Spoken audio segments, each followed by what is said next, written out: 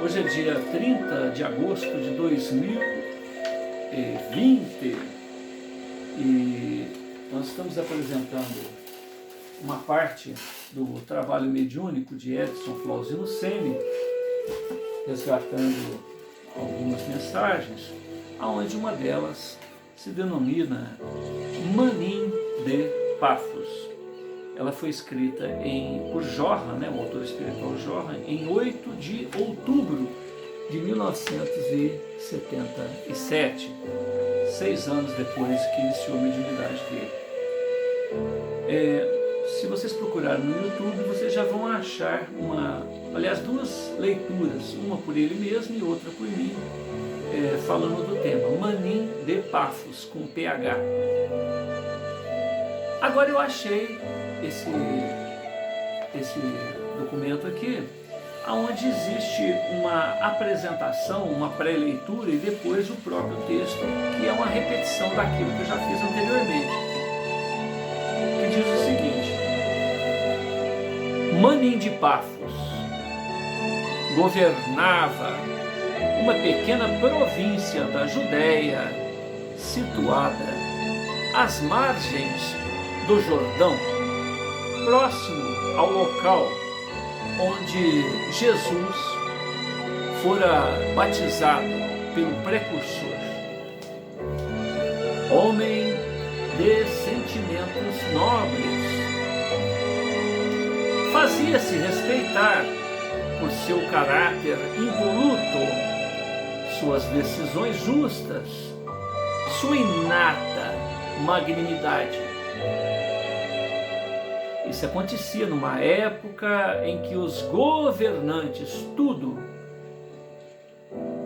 aos governantes, tudo era permitido. Violências, crimes, guerras, saques, depravações, vida dissoluta. E os companheiros e superiores hierárquicos de Manin de Paphos não compreendiam este seu caráter, este seu proceder honrado. Este homem justo ouviu falar de um nazareno que percorria a Judéia, acompanhado de vários discípulos, curando doentes, ressuscitando mortos, expulsando demônios. E o nazareno ensinava coisas estranhas, nunca ouvidas. Falava do reino dos céus, bem-aventuranças concedidas aos sofredores, perdão alcançado pelos pecadores, exaltava as virtudes da fé e da caridade. E veio-lhe uma imensa vontade de conhecer Jesus. Um dia, Manin de Paphos recebe ordens para sair com a sua escolta a fim de prender um agitador que se dizia rei dos judeus, causando com seus adeptos transtornos nas províncias romanas. Viajando daqui para colar, indagando, se informando, encontrou afinal quem o levasse até aquele homem que se dizia rei dos judeus. Ao vê-lo, sentiu um impacto. Aquele homem dava a impressão de estar à sua espera, voltado para ele, apresentando sereno e firme olhar. Era alto, esguio, cabelos longos caíam-lhe sobre os ombros, suas vestes alvas emitiam-lhe uma claridade diáfana. E que perturbação estranha emanava do Nazareno. O romano sentiu-se pequenino, tímido, não entendendo seus próprios sentimentos. Ele, homem de confiança de César, comandando legiões, frequentando cortes, admirado pelas mulheres, invejado pelos homens, ali paralisado pela emoção, nada podendo dizer ou fazer. E aquele Nazareno aproximou-se dele e disse: Manim de Pafos, cumpra teu dever. Leve-me, estou pronto. Estranhamente ouvindo isto, repetindo. E aquele Nazareno aproximou-se dele e disse-lhe: Manim de Pafos, cumpra o teu dever, leve-me, estou pronto. O romano, ao ouvir esta voz e da forma com que ela se manifestava, se rende exclamando: Jesus, Nazareno, Rei dos Deus, és na verdade o Messias prometido. Ensina-me a chegar ao reino dos céus, ao teu reino. Ama teu próximo como a ti mesmo, nisso conhecerão que és o meu discípulo. A escolta ouviu e viu esta cena sem poder entendê-la.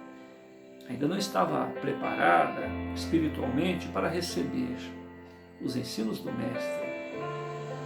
E este, sem ser molestado, passou tranquilamente por entre os soldados romanos e desapareceu. Passado o momento de assombro, os soldados voltaram-se para Manim de Pafos, acusando-o. Como deixaste o Nazareno ir? O que dissemos, que diremos a Herodes, que é o nosso único rei? E de vós até o tetrarca da Galileia, relatai-lhe o acontecido. Eu ficarei aqui, desejando ver novamente Jesus de Nazaré. E quando encontrá-lo, não o deixarei. Ao que seus subordinados disseram: vamos embora. Manim, nosso líder, ensandeceu. Esta é uma nova versão que eu não conhecia, que eu peguei aqui agora, né? Hoje, dia 30 de 8 de 2020. Mas, junto com ela, uma primeira versão do tema, falando o seguinte. Inclusive já está até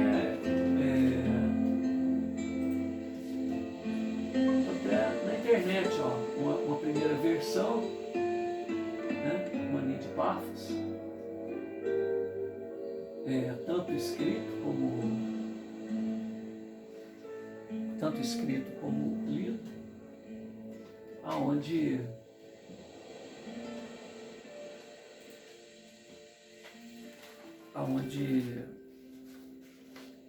apresenta o seguinte texto. Esse, então, é uma outra versão, é uma versão que eu também não li, mas que é semelhante àquela ali. Manim de Pafos. Lembrando que Pafos, muito embora aqui tenha sido escrito originalmente com F, é com PH. A chamada reunião de Pafos nada mais era que uma brincadeira de sociedade. Assim a faziam para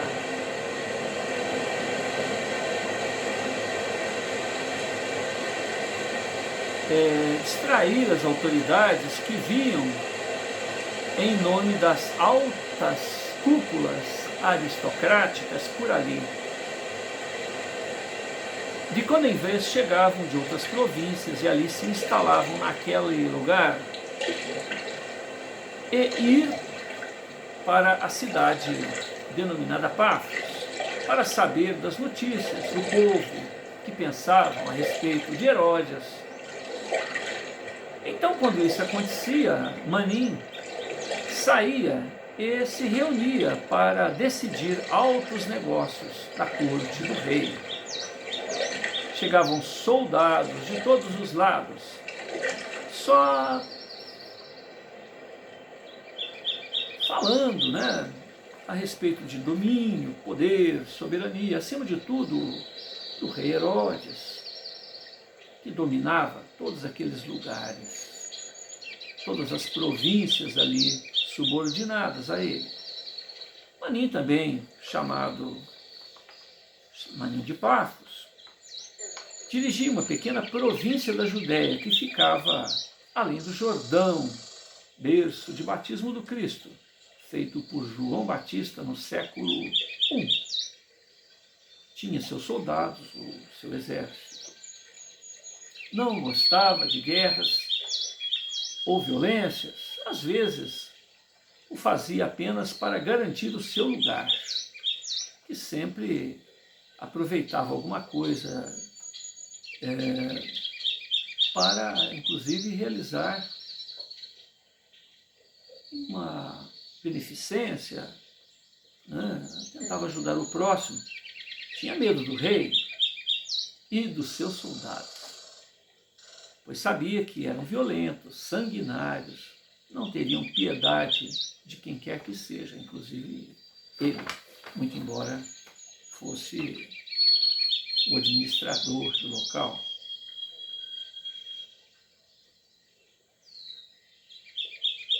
Ele sabia, portanto, da capacidade dos seus comandados, sabia, inclusive, que eram monstros a serviço do rei. Pafos, ou Manin, a cidade e o próprio administrador Manin, e às vezes era chamado de Pafos, às vezes Manin, tudo fazia para não desagradar aqueles seus subordinados. Desde épocas já remotas, sabia-se que o superior sempre exerce influência e poder. Enfim, para ordenar, para comandar, para bem gerir os seus subordinados. E assim eram nas colônias, arraiais, nas províncias, subordinadas à coroa.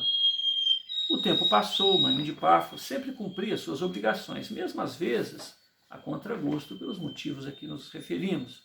A sua índole não casava bem com a função que ele exercia ou a época em que ele vivia.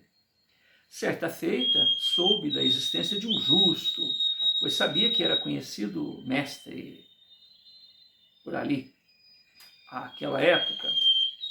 Pois bem, partiu para o lado onde posteriormente deveria encontrá-lo. Incumbido de missão, saiu de sua cidade e sabia que seria muito difícil para ele cumprir o intento, pois em seu íntimo sabia que alguma coisa diferente iria acontecer neste encontro. Ele sentia isso dentro de si e preparou a sua ordem, preparou a sua tropa, preparou a praxe da ocasião e reuniu aquela tropa e saiu em direção ao sul da Mesopotâmia em busca de algo precioso, precioso para ele pessoalmente, dentro desta visão íntima, e precioso para quem ordenou que o tal agitador deveria ser preso e apresentado ao rei, apresentado ao administrador Herodes. Viajou muito, parou aqui e ali, e assim foi. Numa noite, após ter adormecido, sonhou, e ali que havia chegado ao seu destino. E ao apear da sua montadura, viu longe um homem que o aguardava, alto, forte, olhar sereno e firme, firme como uma rocha. Nem ciente de que deveria cumprir as ordens de seus superiores, caminhou em direção àquele justo e, meio receoso, mas sabendo que tinha um dever a cumprir, e assim foi. Aproximou-se. Quando chegou relativamente próximo ao mestre, recebeu um forte impacto, como se fosse um choque. Ele não sabia de onde, como começou, e ficou paralisado. Seu corpo estremeceu, suas pernas perderam a firmeza, até que, ao se aproximar,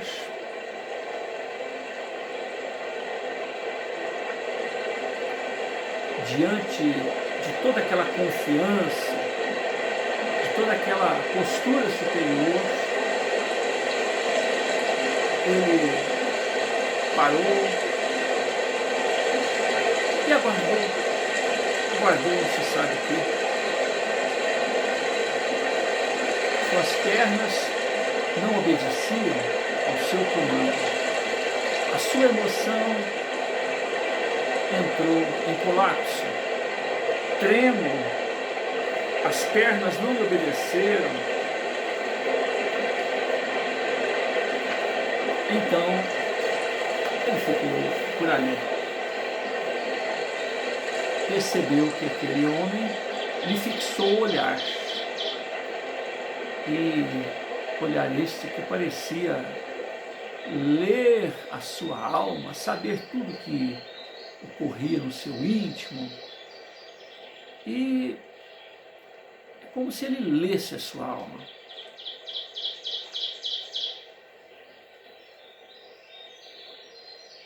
Silente, porque ficou petrificado diante daquela situação, nada disse. No entanto, aquele nazareno inicia um diálogo. Manim de Pafos, leve-me, estou pronto, cumpra o seu dever. Manim sentia-se como que um trovão saísse daquela garganta e o sacudisse. Não aguentando mais, respondeu: mestre, perdoe-me, tu és um santo, perdoe-me, não posso. Sinto que és verdadeiramente um filho de Deus. Minha alma diz, não posso. O mestre, olhando novamente a Pafos, disse: que dirão, Pafos, seus superiores, subordinados? Não tens medo? Por que não cumpre o teu dever? Que dirão a ti quando voltares sem mim? Todos dirão que fostes um covarde, tomarão o teu lugar, tua fortuna, te açoitarão até a morte. Que me dizes? Vale a pena passar por tudo isso? Leva-me contigo. Todas as coisas continuarão a te pertencer, tocarás a tua vida. E o mestre insistia. É nisso, Manim de Pafos ajoelha-se, baixa a cabeça e continua. Não, mestre, não posso. Tu és o mestre, o divino. Portanto, faça de mim o que aprouver. Tens compaixão deste miserável que sequer tem coragem de cumprir o teu dever diante de tua magnitude. Pouco importa a realidade que me cerca. Jesus, com teu olhar, com o seu olhar doce, meigo, transparente, dirigiu-se para Manim, ou Pafos, aconchega-lhe e diz, afagando-lhe os cabelos, enxugando-lhe as lágrimas e sorrindo: bem-aventurado és tu, Manim de Pafos, estás salvo pelo século dos séculos. Não foste tu, nem deverias ser tu, para entregar o Cordeiro de Deus. Portanto, eu te digo que serás bendito na terra como no céu. Meu Pai não o esquecerá. Vai e sê feliz. Quando passou aquele momento, fora presenciado por todos os subordinados, despertou daquele momento, olhando ao derredor, não via mais o mestre, apenas os soldados. E nisso despertou do sonho com grande assombro.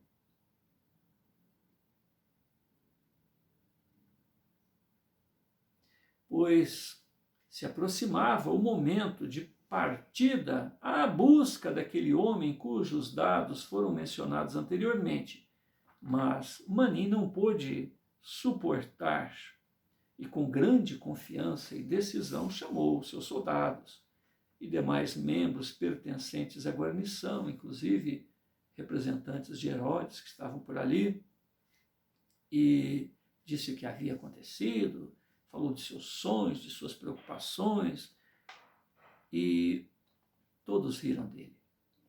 Até o representante do rei, que estava por ali em peregrinação à busca daquele mestre entre os judeus, daquele suposto indivíduo agitador que deveria destronar Herodes. Nesse instante, após alguns instantes de interrupção, o representante do rei, em alta voz, gesto impulsivo, brande sua espada e diz: não podes negar Herodes, o nosso único rei. Se negares nosso rei, terás que ver comigo e com o rei. Nisso Manim olha para o representante do Herodes e afirma: pobre de ti, pobre criatura, não sabes nem conheces este homem. Eu conheço, já ouvi falar, este homem é justo, façam de mim o que quiserem.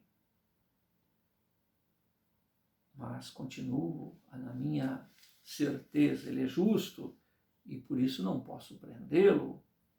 E entregando seus pertences, sua patente, a sua condição de soldado, de administrador, para o representante do rei, sai dali e retira sua família, apenas o necessário para que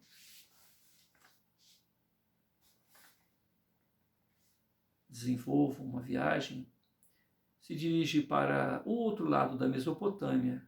Não andaram muito, até que, de repente, se ouve um barulho logo atrás, ele se vira e percebe um clarão.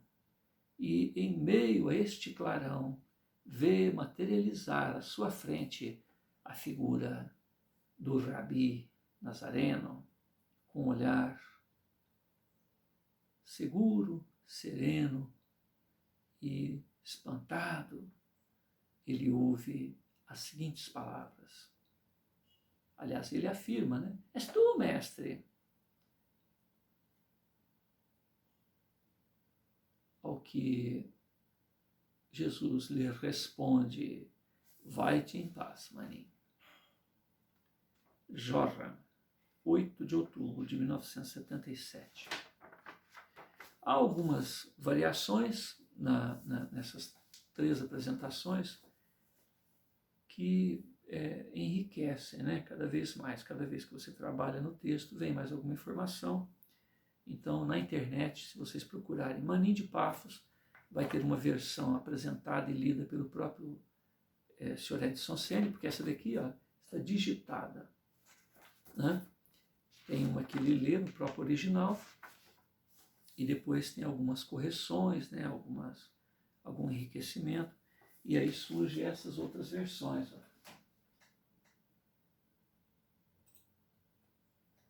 Né? Essa é escrita. Ó. Essa é uma delas, que vai sendo enriquecida com mapas, com figuras, com um trabalho de localização histórica em relação ao local do acontecido, à época do acontecido, uma pesquisa no Google, nas enciclopédias. Mas, de qualquer maneira, Paphos, aliás, desculpe-me, Jorra ele